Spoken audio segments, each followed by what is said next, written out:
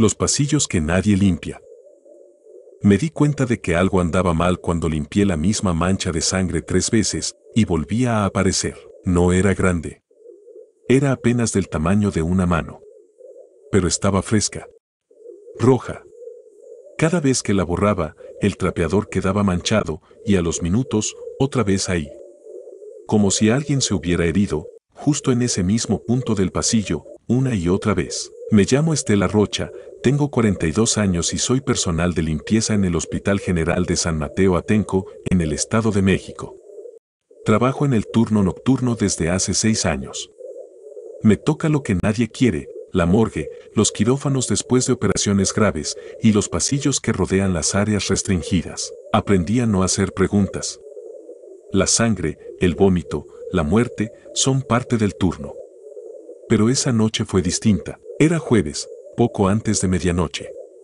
Tenía asignado el 3er piso, área antigua del hospital. Ya no se usa para pacientes. Lo remodelaron, pero por alguna razón dejaron esas habitaciones vacías. Algunas puertas están selladas, otras simplemente cerradas con llave. Yo siempre lo limpio rápido. Paso, trapeo, vacío botes y me voy. Pero esa noche no pude. Algo me detenía. Primero fue la mancha. Como te dije, apareció justo frente a la habitación 308. Trapeé una vez. Regresé 20 minutos después, otra vez. A la tercera, ya estaba molesta. Fui a revisar las cámaras de seguridad para ver si alguien estaba jugando. Pero no hay cámaras en ese pasillo. Nunca hubo. Después fue el sonido. Perdón, no. No quiero decir esa palabra que me pediste no usar. No era un sonido cualquiera. Era la sensación de que alguien más estaba trapeando conmigo. Pisadas suaves, lentas. Cuando me detenía, también paraban. Me di la vuelta de golpe. Nadie. Seguí trapeando. Me enfoqué. Me dije, Estela, terminas este pasillo y te largas a la planta baja. Fue ahí cuando escuché que arrastraban algo. Como una camilla. Lentamente. Provenía de la habitación 308. Esa que, según los planos, nadie debería usar. Fui a verla. Obvio. Tengo hijos. Soy madre. No puedo ignorar si alguien necesita ayuda. Me acerqué a la puerta. Estaba entornada. Toqué. Nada. Empujé suavemente. El olor me pegó como un golpe. Era el tipo de hedor que se mete a la nariz y no se va en días. No a muerto. A encierro. A sudor viejo, podrido. A plástico quemado. A mangueras sucias. La luz estaba apagada, pero entraba algo del pasillo. La camilla estaba ahí, contra la pared. Vacía. Pero las correas estaban abiertas, colgando hacia el piso. Y lo peor, había huellas. De pies descalzos. Iban desde la camilla hasta la esquina más oscura del cuarto. Retrocedí, no sé qué esperaba. Que alguien saliera corriendo, gritando. Que fuera una broma. Pero nada pasó. Cerré la puerta y me fui sin terminar de limpiar. Le conté a Leti, la otra señora de limpieza del turno. Ella me miró raro. ¿308? ¿Estás segura? Sí. Esa habitación está clausurada desde el año pasado. Se murió una doctora adentro. ¿Cómo? Dicen que la encontraron en la camilla. Amarrada. Se había inyectado algo. Pero nadie entiende cómo llegó ahí. Ella no era paciente. Era parte del hospital. ¿Y por qué estaba sola? Leti solo bajó la mirada. Después de eso, la sellaron. Nadie debe entrar. Le conté lo que vi. Me pidió que no dijera nada. No lo van a creer. Y si hablas, te cambian de turno. Esa noche no volví al 3er piso, pero la siguiente semana me asignaron ahí otra vez. La mancha estaba de nuevo. Solo que ahora eran 2, y más grandes. Caminaban en dirección opuesta. Desde la 308 hasta las escaleras. Como si alguien las hubiera dejado arrastrándose. Limpié con guantes dobles. Olía diferente. Más fuerte. Como sangre seca. Me apuré. No quise mirar la puerta de esa habitación. y entonces oí pasos. Esta vez no traté de imaginar otra cosa. Tomé mi celular, abrí la cámara y apunté al pasillo. Lo grabé todo. Cuando revisé el video, no se veían pasos, pero sí se escuchaban. Lentos. Firmes. Y se detenían justo detrás de mí. No dormí en 3 días. Mandé el video a mi hermana. Ella me dijo que cambiara de trabajo. Que ya era mucho. Pero no podía. Tenía deudas. Hijos. Lo típico. Pasaron 2 semanas. Un enfermero nuevo, Mauricio, se ofreció a subir conmigo. Le conté por encima. Se rió. Fantasmas, en serio, Estela. Esa noche fuimos juntos. Entramos a la 308. Lo grabó todo con su celular. No había nada. Ni huellas. Ni mancha. Ni camilla. Pensé que había perdido la cabeza. Me sentí humillada. Le pedí perdón por hacerlo subir por nada. Tranquila, me dijo. Yo creo que solo fue tu mente jugándote una mala pasada. Al día siguiente, Mauricio no vino a trabajar. No contestó el teléfono. Nadie sabía de él. Y en el vestidor, alguien encontró su celular. Tirado en el piso. Con la pantalla rota. Lo último que grabó fue en la habitación 308. Se ve a él enfocando la camilla. Sonríe. Y luego, el video se corta. Pasa a negro, pero se escucha algo, una voz femenina. Muy suave. Dice, no me dejes sola otra vez. No sé qué pasó con Mauricio. Nunca lo dijeron. Solo nos llegó una notificación de recursos humanos. Por motivos personales, el colaborador Mauricio no regresará a laborar en esta institución. Volví al 3er piso anoche. Otra vez me asignaron esa zona. La mancha había crecido. Ya no era una. Ni 2. Ahora era un rastro largo. Desde la 308 hasta el final del pasillo. Como si alguien la arrastrara con desesperación. Y lo peor, no había trapeador que la quitara. Usé cloro puro. Agua hirviendo. Jabón. Nada. Esa sangre no se quiere ir. Y esta vez, la puerta de la 308 estaba abierta. No entré, solo miré. Y juro por lo más sagrado, en la camilla había alguien acostado, con bata blanca, con una jeringa en la mano, y los ojos abiertos, fijos en mí. No abras la puerta del cuarto 213. La primera vez que escuché ese grito, pensé que alguien se estaba muriendo. La segunda, supe que ya estaba muerto. La tercera, entendí que nadie quiere hablar de eso en este hospital. Me llamo Daniela Fierro, tengo 29 años y soy interna de medicina en el Hospital Civil de Ixtepec, Oaxaca. Llevo aquí 5 meses. El hospital es viejo, mal iluminado, y si no fuera por el uniforme, fácilmente podrías confundirlo con una prisión. Estoy en mi último año de residencia. Y ya he visto cosas que no se me van a olvidar nunca. Muertes súbitas, negligencias médicas, pacientes que llegan sin documentos ni familiares y doctores que beben más de lo que duermen. Pero nada me había preparado para lo que pasó con el cuarto 213. Todo comenzó con una conversación que escuché por accidente. Era la 1 de la mañana y salía del quirófano después de una apendicectomía. Caminaba por el pasillo del 2º piso cuando escuché a la jefa de piso, la doctora Reina Cruz, discutiendo con el guardia nocturno. Te dije que revisaras bien. Nadie puede estar en ese cuarto. Está clausurado. El guardia, un señor flaco de cara ceniza, tartamudeaba. Yo vi que estaba abierta. Escuché algo. Pensé que alguien había entrado. Me detuve. No me vieron. Estaban justo afuera del cuarto 213. No se abre. Nadie entra. ¿Entendiste? Ella cerró la puerta de golpe, le echó seguro y se fue. El guardia se quedó mirándola con una cara que no era de miedo. Era de resignación. Esa noche me costó dormir. Y no porque tuviera guardia, sino por el grito. Un alarido de hombre, largo, profundo, como si lo estuvieran torturando. Venía justo del 213, salté de la camilla donde intentaba descansar. Corrí al cuarto, pero estaba cerrado con llave. Toqué. Nada. Silencio. Fui a buscar al guardia, pero no lo encontré. A la mañana siguiente, pregunté por ese cuarto. Me dijeron que antes era de psiquiatría, cuando el hospital todavía tenía área mental. Que se cerró hace años. Que nadie lo usa. Que está vacío. Mentira. El lunes siguiente, me tocó rotación con el área de urgencias. Atendimos a un joven con convulsiones. Se agitaba, gritaba, se golpeaba contra la camilla. No tenían dónde ponerlo. La doctora Reina dio la orden, métanlo en el 213. Solo por esta noche, los camilleros se miraron entre ellos. Uno se negó. Dijo que no. Así, sin más. Que lo sancionaran si querían. El otro, más joven, aceptó. Lo metieron ahí. Esa noche, volví a escuchar el grito, pero esta vez fue diferente. Era el mismo tono, la misma intensidad, pero era la voz del joven que habíamos ingresado.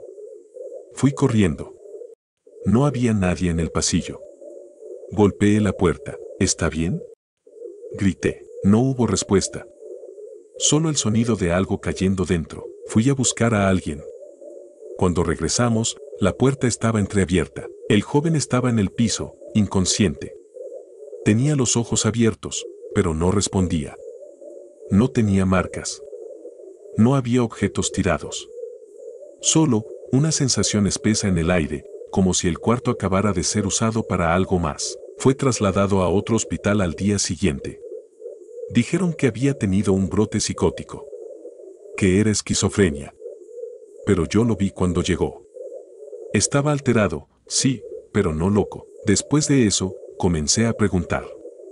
Al principio nadie hablaba. Luego, en voz baja, algunos residentes me contaron cosas. Ese cuarto está maldito, me dijo Irma, residente de pediatría. Se murió un doctor adentro. El año pasado, agregó otro. Nadie dice nada porque fue suicidio. Pero no lo encontraron colgado ni con pastillas. Estaba en el piso, con la cara llena de miedo. Como si hubiera visto algo. Alguien más me habló de una enfermera. De un paciente. De una niña, todos diferentes. Pero siempre en ese cuarto. Una noche, decidí entrar. Tenía las llaves. Las había sacado del casillero del guardia cuando él bajó a cenar. No le iba a decir a nadie. Quería entender qué pasaba. Eran las 3 de la mañana. El hospital dormía. Abrí la puerta del 213. El aire estaba quieto. No había cama. Solo una silla metálica en la esquina y una bandeja oxidada contra la pared. Las paredes tenían manchas viejas, como de humedad o algo más. No quise tocar. Me senté en el piso. Saqué el celular. Comencé a grabar. Nada. 5 minutos. 10. Y entonces, algo cambió. Mi celular se apagó. No vibró, no dio advertencia. Solo murió. Revisé la batería. Estaba al 80%. Sentí algo detrás de mí.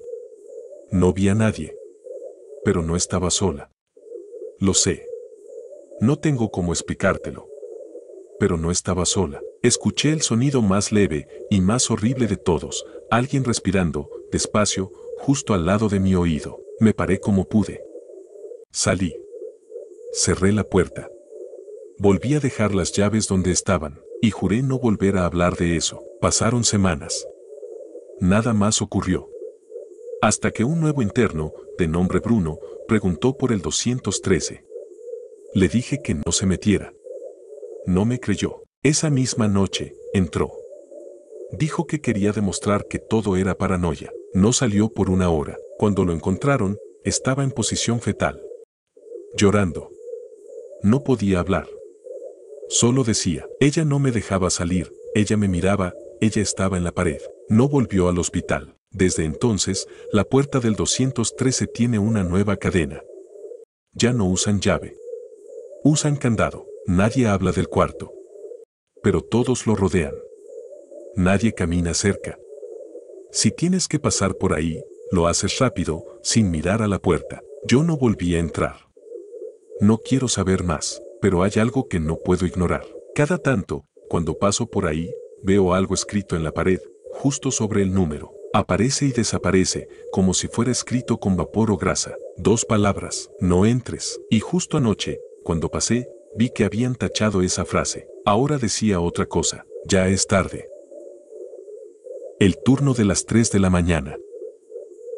Me llamo Paola Mendoza, soy enfermera desde hace 8 años, y si hay algo que aprendí en este trabajo, es que los hospitales guardan cosas que no están en los expedientes. No me refiero a errores médicos o malos diagnósticos. Me refiero a lo que nadie quiere mencionar, pero todos han sentido. Durante 3 años trabajé en el Hospital Central de Durango, un edificio antiguo, de techos altos, pasillos interminables y un ala cerrada desde hace décadas. Según los rumores, esa área fue usada en los años 70 como centro psiquiátrico. Nadie quería hablar mucho de eso. Todo comenzó durante una noche de guardia. Eran las 2:47 de la madrugada y yo me encontraba revisando a los pacientes del piso 2. La mayoría dormía. Otros, conectados a monitores, simplemente esperaban el amanecer. El hospital estaba en silencio, con esa calma que solo los que trabajamos de noche conocemos. Y también tememos. Entonces pasó algo extraño. En la central de enfermería se encendió una alerta de llamada, desde la habitación 227. Hasta ahí todo normal, salvo por un detalle, esa habitación llevaba meses vacía. Estaba sellada por mantenimiento, supuestamente por problemas con la instalación eléctrica. Lo sabía porque yo misma le había dado la vuelta todas las noches, ignorándola como todos los demás. Me levanté, pensando que quizás algún paciente se había equivocado de botón o alguien del personal se metió ahí por error. Caminé por el pasillo, con solo una lámpara encendida cada 3 metros. A medida que me acercaba, sentía una presión extraña en el pecho, como si mi cuerpo supiera algo que mi mente aún no entendía. Cuando llegué, vi la luz roja del timbre de llamada aún encendida, parpadeando. Toqué suavemente la puerta. ¿Hola? ¿Hay alguien ahí? Nada. La puerta no estaba cerrada con llave. La empujé. El olor fue lo primero que me golpeó, humedad, polvo, algo más viejo. Encendí la luz, pero no funcionó. Entré con la linterna del celular. La habitación estaba completamente vacía, sin cama, sin sillas, sin equipo. Solo 4 paredes, una ventana sellada y el botón de llamado todavía encendido en la pared. Me acerqué y lo apagué. Al girarme para salir, noté algo raro en el espejo del baño, que aún colgaba pese a que todo lo demás había sido retirado. Me acerqué y lo iluminé. Había letras dibujadas con algo oscuro, como sangre seca o pintura vieja. Decía, sigue aquí. Me congelé. Revisé todo de nuevo. No había señales de que alguien hubiera estado ahí. Salí rápido, cerré la puerta y fui directo a seguridad. Les pedí que revisaran las cámaras del pasillo. ¿Y sabes qué vimos? A las 2:44 de la mañana, la cámara del pasillo frente a la 227 mostró claramente la puerta abriéndose sola. Nadie entró ni salió. Solo se abrió. Y minutos después, se activó el timbre. Yo traté de no pensar más en eso. Me dije que alguien jugaba conmigo. Pero esa no fue la única noche. Una semana después, durante otra guardia, escuché el monitor de signos vitales de la cama 5 del piso 2 sonar como si se desconectara. Corrí al cuarto. Era una paciente mayor, dormida, conectada correctamente, pero junto a su cama, había marcas de pisadas mojadas en el suelo, como si alguien hubiera salido del baño y caminado hasta su cama. El problema era que el baño ni siquiera había sido usado. Estaba seco. Tomé fotos. Se las mostré a un doctor de más antigüedad. Me dijo algo que no voy a olvidar. La habitación 227, ¿verdad? ¿Cómo lo sabes? Hace años, una paciente psiquiátrica fue olvidada ahí durante un apagón. Nadie la encontró hasta el día siguiente. Murió sola, atada. Desde entonces, nadie duerme bien en este hospital. Intenté alejarme de ese piso. Pedí cambio. No me lo dieron. La gota que derramó el vaso llegó un mes después. Eran las 3:02 de la madrugada. Me quedé dormida unos minutos en la sala de descanso. Soñé que alguien me hablaba bajito al oído, diciéndome, no me dejes sola otra vez. Me desperté de golpe. Toda la central estaba en silencio. Miré el monitor de cámaras y vi algo que me paralizó. En la pantalla correspondiente al pasillo del segundo piso, una sombra caminaba lentamente desde la 227 hasta la central, como si viniera directo hacia mí. Me levanté, pero en ese momento, todas las luces del piso se apagaron por unos segundos. Cuando regresaron, El botón de llamada de la 227 volvió a encenderse. Ese fue mi último turno. Presenté mi renuncia una semana después. Muchos dicen que solo fue sugestión. Que era el estrés. Que todos los hospitales viejos crujen y hacen ruidos, pero no pueden explicar el video. Ni las pisadas. Ni lo que vi en ese espejo. A veces pienso que lo que ronda ese pasillo no es maldad. Es soledad. Una presencia olvidada, buscando a alguien que escuche, que entre, que no la deje sola nunca más. Pero una cosa es segura, no responda si el botón del cuarto 227 se enciende, porque si entras, puede que no seas tú quien salga. Lo que el monitor no registró. A un paciente que ya estaba muerto, no lo imaginé. No lo soñé. Yo estaba ahí, frente al monitor. Escuché el sonido. Vi la línea plana.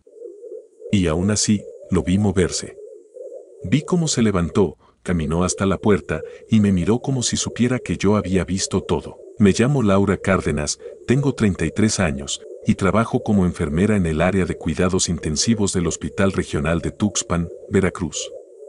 Siempre me asignan el turno nocturno. No me quejo, el silencio, la calma, la tranquilidad de no lidiar con familiares todo el tiempo, lo prefiero así. Pero esa noche, la del 15 de abril, el silencio me hizo dudar de mi propia mente. El paciente se llamaba Esteban Gallardo, 57 años, sin familia conocida, víctima de un accidente en carretera. Llevaba 3 días en coma inducido.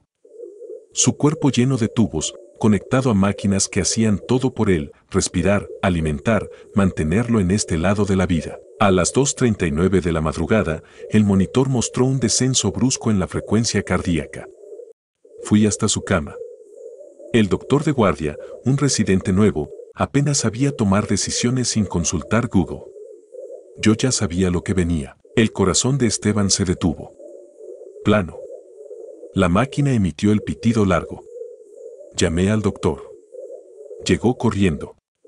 Confirmamos, sin respuesta, sin reflejos, sin ritmo. Hora oficial de muerte, 2:44 de la mañana. Llené la hoja de defunción. Tapamos el cuerpo con una sábana. Cerré las cortinas. Hice lo de siempre, saqué el monitor del sistema, desconecté las bombas, me senté a escribir el informe. Fue ahí que ocurrió. Mientras revisaba los signos por última vez, oí como algo golpeaba el suelo detrás de mí.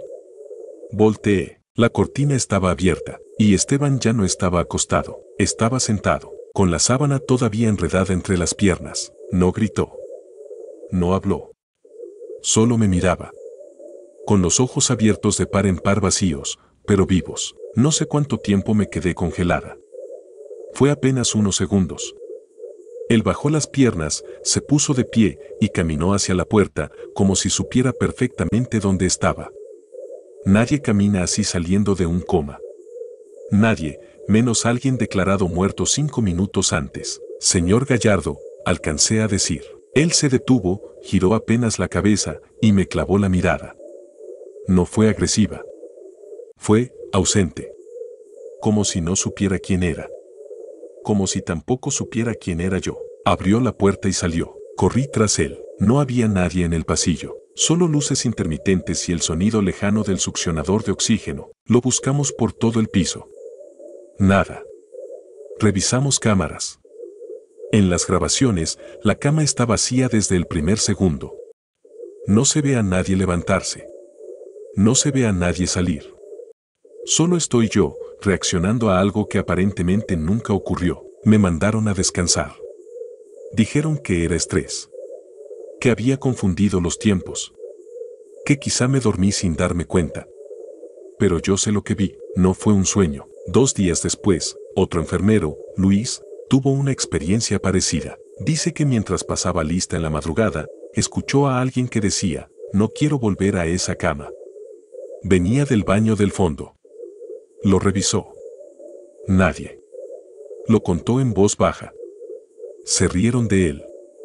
Igual que de mí. El 20 de abril ingresó una paciente nueva, Marta Velázquez, 72 años, infarto masivo. Estaba intubada. Yo estaba a cargo de su monitoreo. A las 3:11 de la mañana, su saturación bajó abruptamente. Fui a revisar. Sus ojos estaban abiertos, pero no me miraban a mí.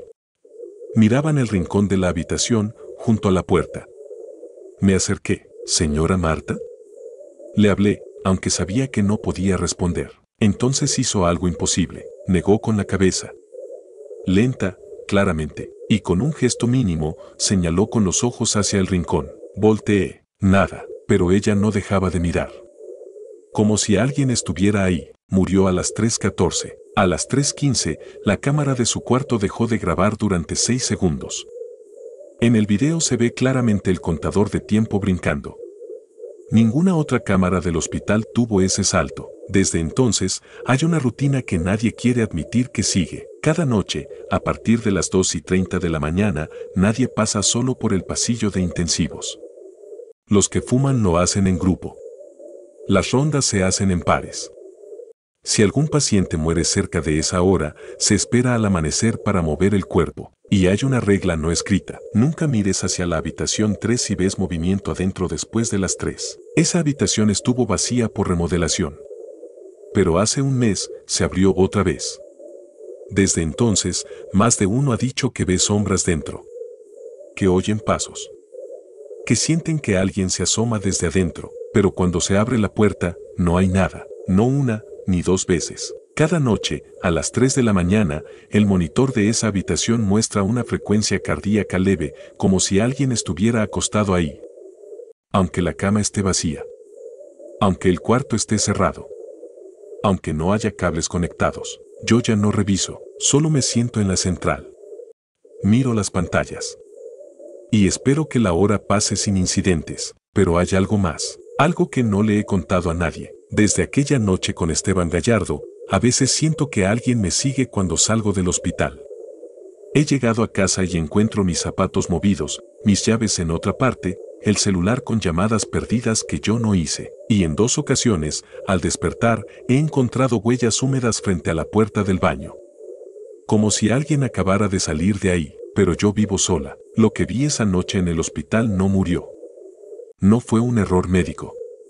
No fue una alucinación, fue una puerta abierta, y algo decidió salir.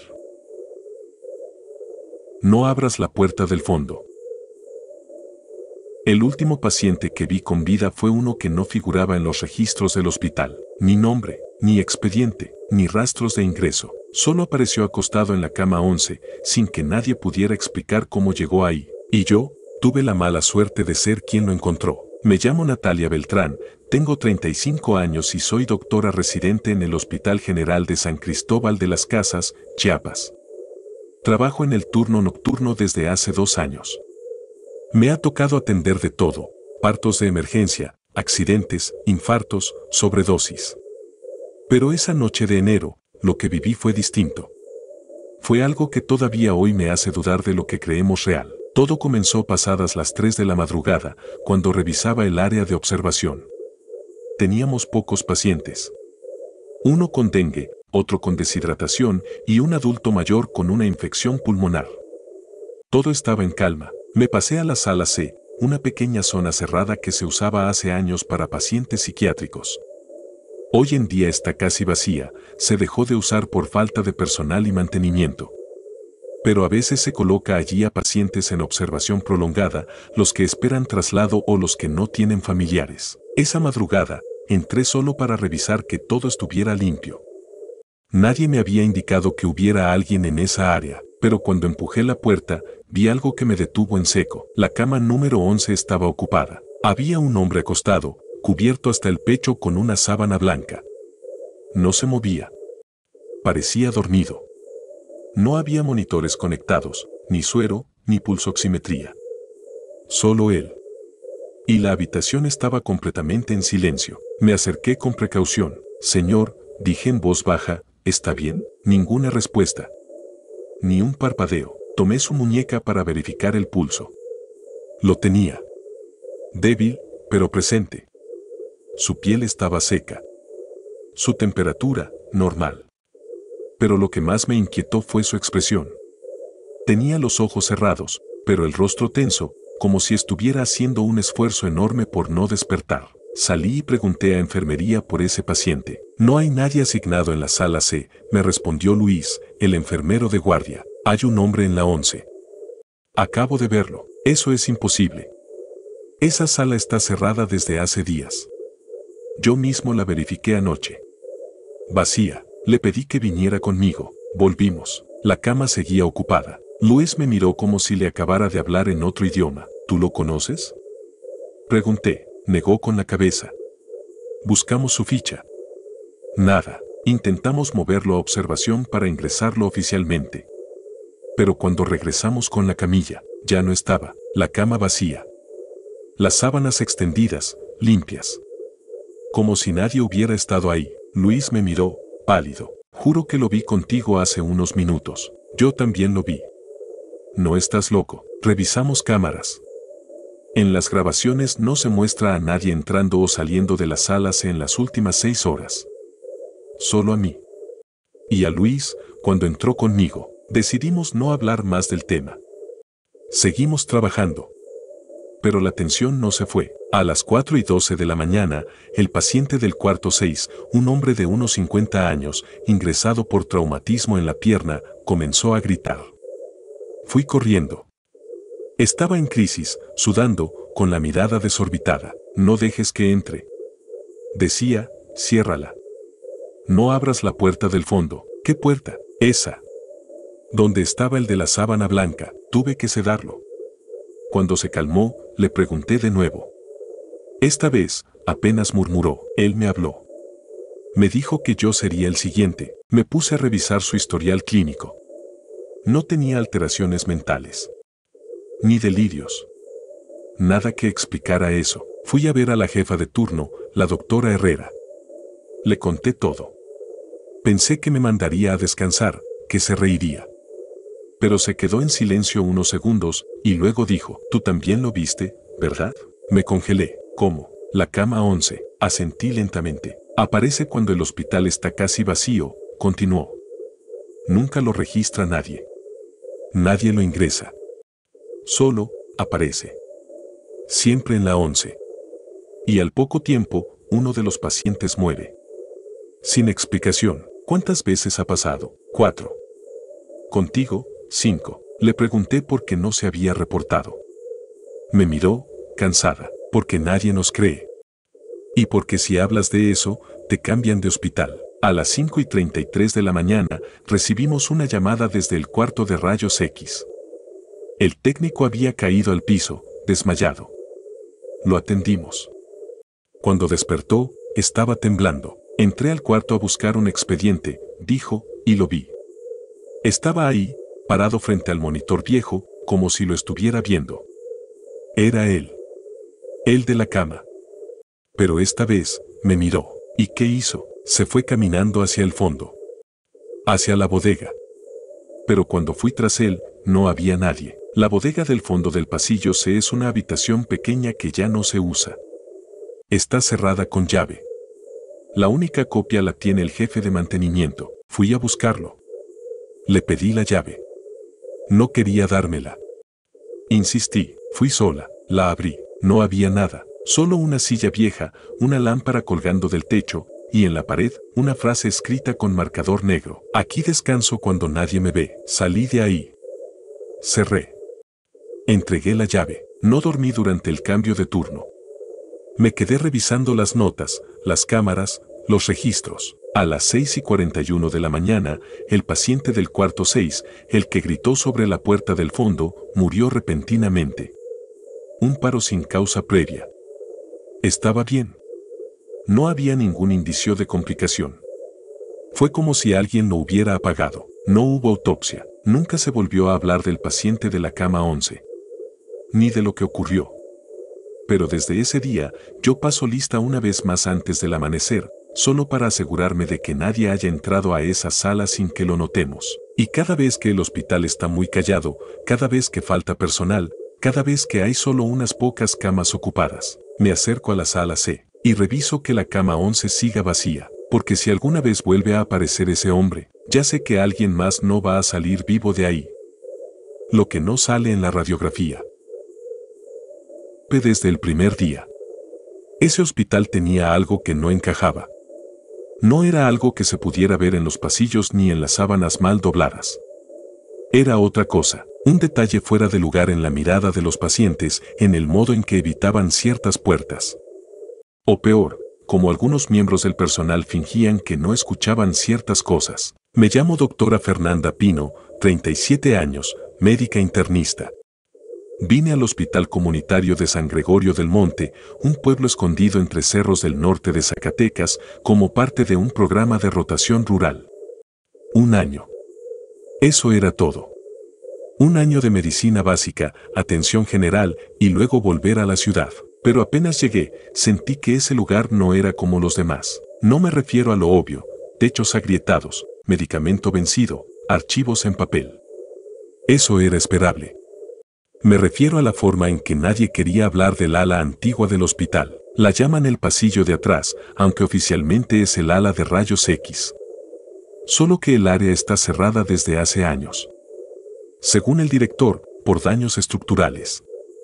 Pero cada vez que lo mencionaba, el tono en su voz cambiaba. Mi primer paciente raro llegó en mi segunda semana. Un hombre de 50 años, agricultor, sin antecedentes. Ingresó por dolor abdominal. Exploración normal, radiografía normal, análisis normales. Pero él insistía, no es físico, doctora. Siento como si algo estuviera creciendo adentro, algo que no se ve. Le hablé de ansiedad, de estrés somatizado. Me dijo que no. Que esto no era mental. Que ya había visto cómo les pasaba a otros. Que empieza como un malestar y termina en cosas peores. Le pregunté a qué se refería. Se lo llevan al pasillo de atrás, murmuró. Y ya no regresan igual. Pensé que hablaba de manera simbólica. Hasta que 3 días después, el paciente desapareció. La ficha decía que fue dado de alta voluntaria. Pero su mochila seguía en el casillero. Y la hoja de egreso estaba firmada por una doctora que había muerto 2 años antes. Fui con el jefe de guardia, el doctor Luna. Un tipo serio, veterano de 1000 batallas clínicas. Le enseñé el papel. Lo leyó. Lo rompió sin decir una palabra. Fue un error administrativo. Concéntrate en los vivos, Fernanda. Una noche, ya cerca de la medianoche, me quedé revisando estudios en la sala de imagen. Solo estaba la enfermera de turno y yo. Escuché pasos en el pasillo de atrás. No fuertes, no rápidos. Pero sí constantes. Como si alguien caminara descalzo por los azulejos. Me asomé. Oscuro. Volví a lo mío. Pero a los pocos minutos, la computadora se reinició sola. Y al volver a encender, mostraba un archivo que yo no había abierto, una radiografía de tórax. Muy clara. Muy reciente, y con algo extraño. En la cavidad torácica, junto al corazón, se distinguía una silueta humana en posición fetal. Como una sombra atrapada en el cuerpo. No tenía nombre. Solo un código, PAC 11-RXB. Guardé la imagen en una USB. La tengo aún hoy. Nunca pude saber de qué paciente se trataba. Ningún código en nuestros registros coincidía. Desde entonces empecé a tener insomnio.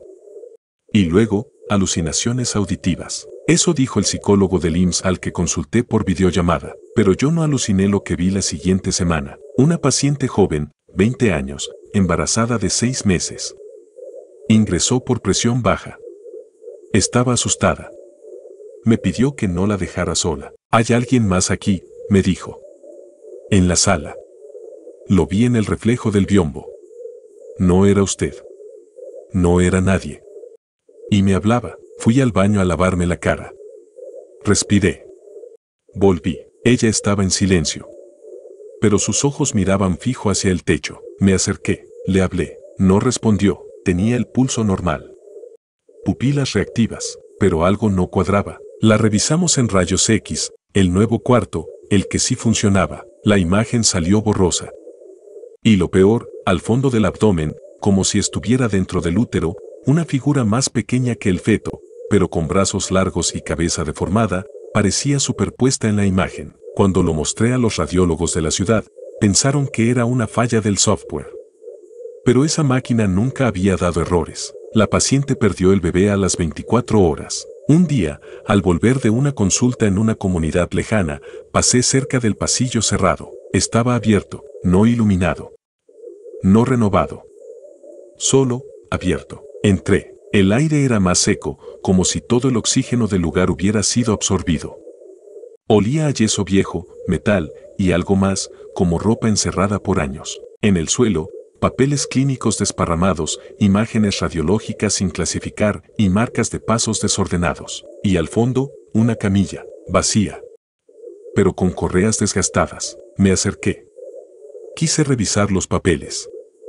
Todos decían lo mismo. Paciente no responde a luz ni sonido. Mantiene contacto visual sin parpadeo. Todos con fecha. Y todos con el mismo nombre escrito a mano al final. Doctora Pino. Mi nombre. Salí corriendo. Pedí traslado. Me lo negaron. Nadie más quería venir a este lugar. Faltaban médicos en la zona. El director me citó.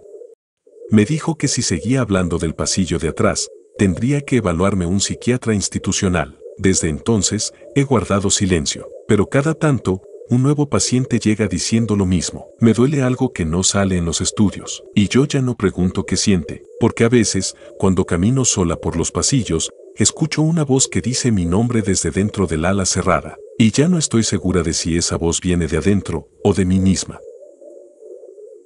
Nadie firma los ingresos del turno de la noche. Yo no estaba programada para ese turno. Fue un cambio de último momento porque el médico que debía cubrirlo se fracturó el brazo ese mismo día. Así que me llamaron a las 5 de la tarde para empezar a las 7. El Hospital Civil de San Nicolás del Sur, en Oaxaca, es chico. Tiene apenas 3 pisos y por las noches parece más una escuela vacía que un centro médico. Pero esa noche, hubo algo distinto desde el principio. Mi nombre es doctora Lorena Robles, tengo 39 años y he trabajado en zonas rurales y hospitales grandes. Sé reconocer cuando algo no cuadra, cuando una historia clínica no tiene lógica o cuando un paciente dice sentir algo que no encaja con su cuerpo. Pero esa noche lo que no encajaba era el propio hospital. Todo empezó con una revisión de rutina. Le pedí a la enfermera de guardia, Gloria, que me pasara la lista de pacientes ingresados. Aquí está, doctora. Me la dio sin mirarme a los ojos. Vi nombres, edades, diagnósticos. Algunos ya dados de alta pero que seguían esperando el traslado. Hasta ahí todo normal. Pero al llegar al número 7, noté algo raro. Rodrigo Herrera /diagonal 48 años /diagonal dolor torácico /diagonal habitación 203. ¿Quién lo ingresó? Llegó anoche, en la madrugada, me dijo Gloria sin levantar la vista. ¿Quién firmó el ingreso? Guardó silencio. Luego dijo, nadie. Pensé que bromeaba. Pero el documento no tenía firma de médico, ni folio de entrada. Solo una nota escrita a mano. Paciente traído por hombre no identificado. Se queda en observación. Subí al segundo piso. La habitación 203 estaba con la puerta entreabierta.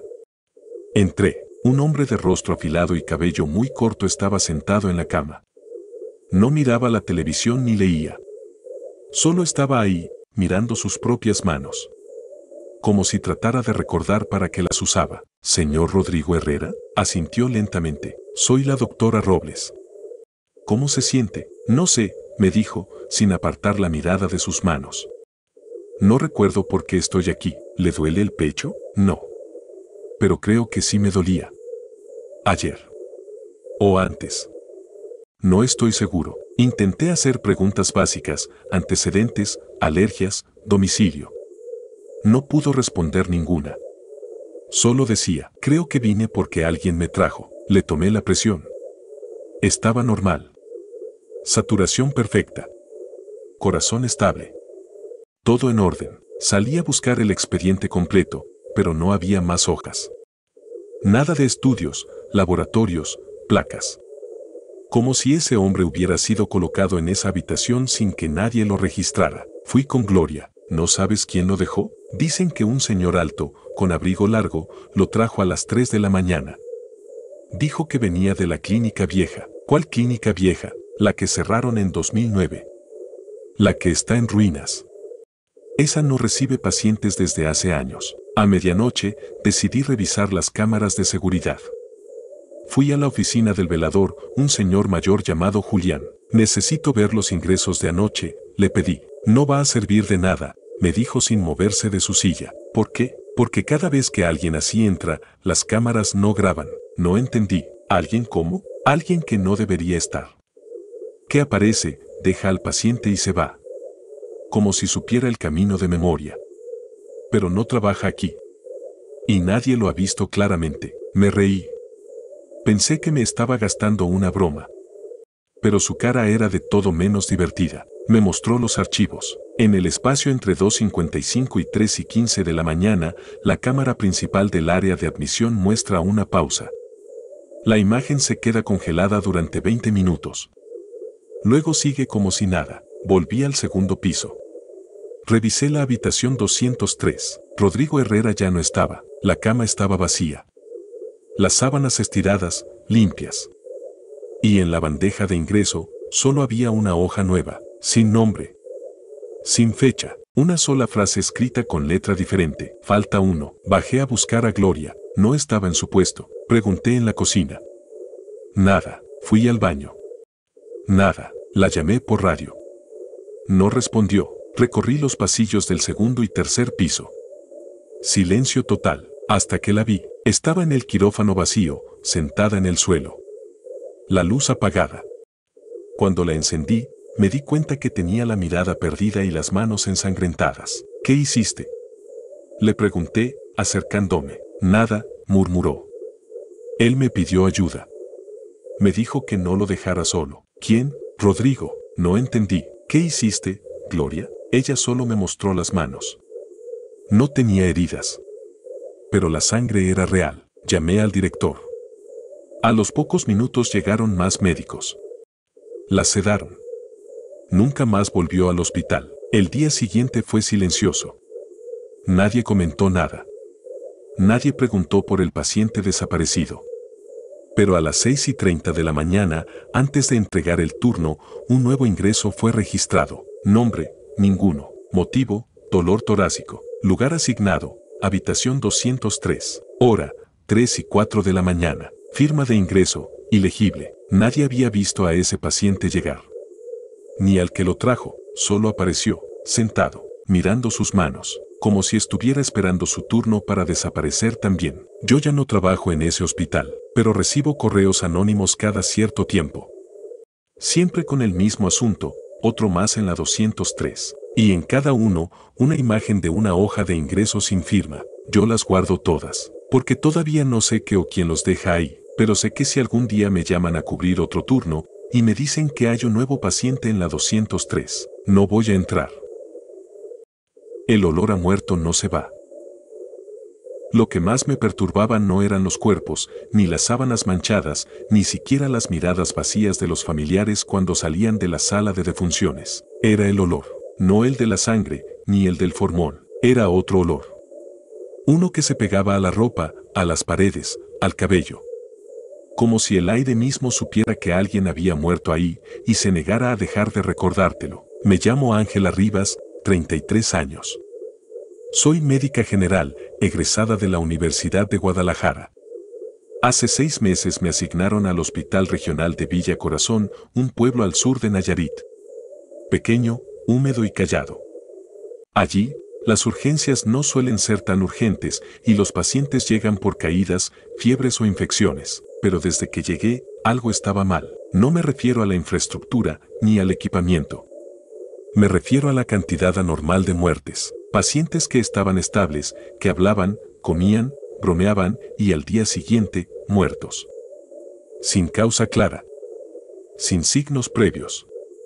Solo fallecían en la madrugada, siempre entre las 3 y las 4:30 de la mañana. La primera vez que me pareció extraño fue con don Rafael, un hombre de 70 años ingresado por una infección urinaria leve.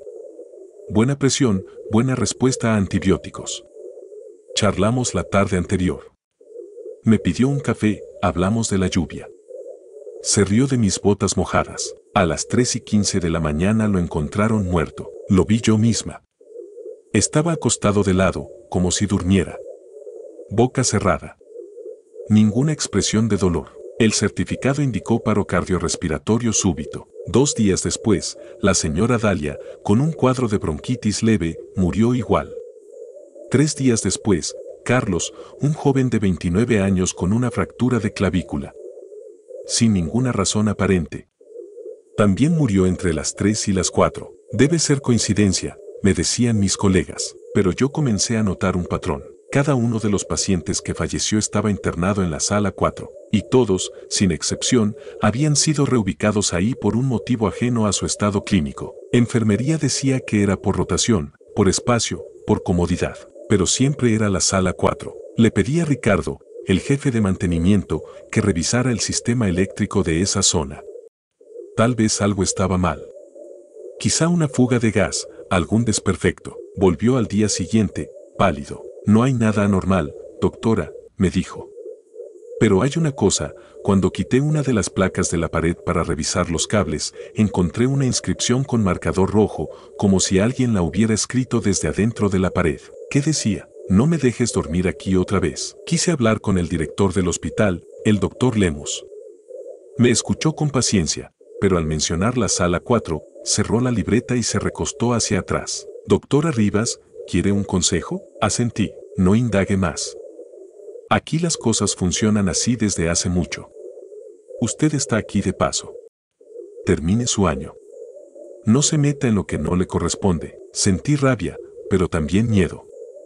Había algo que nadie quería decir en voz alta. Esa noche decidí quedarme en el hospital, aunque no era mi guardia. Le pedí al vigilante que me dejara ocupar una de las camillas de descanso. Me instalé con mi cuaderno, fingiendo que solo quería adelantar expedientes. A las 3 y 7 de la mañana, se encendió sola la luz del pasillo frente a la sala 4. Me acerqué. Todo estaba en silencio. La puerta estaba cerrada, pero escuché un quejido leve, como el de alguien moviéndose entre sábanas. Entré. La cama estaba vacía. En la cabecera, el oxímetro parpadeaba como si estuviera registrando una señal.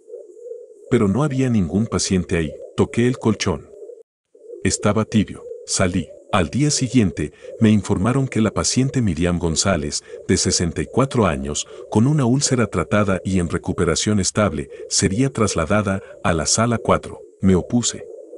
Dije que no era necesario, que no tenía sentido. Orden médica, respondió el interno. ¿De quién? Me mostró la hoja, firmada por mí. Era mi firma.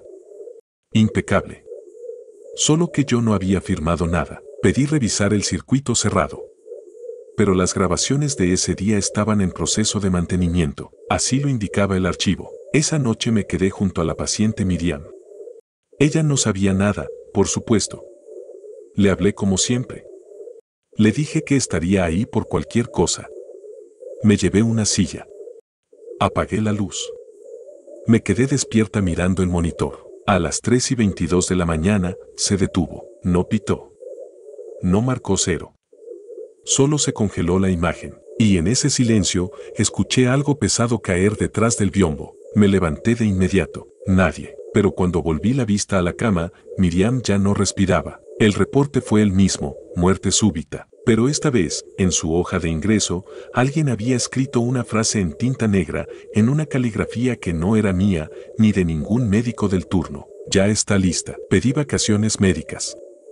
Me las negaron. Fui a hablar con la trabajadora social. Le pregunté si sabía algo de la historia del hospital. Antes, la sala 4 era parte de la morgue, me dijo, bajando la voz. En los 90, hubo un error con un paciente vivo que fue ingresado allí por confusión. Lo encontraron muerto a la mañana siguiente. Desde entonces, algo pasa ahí. Pero nadie dice nada.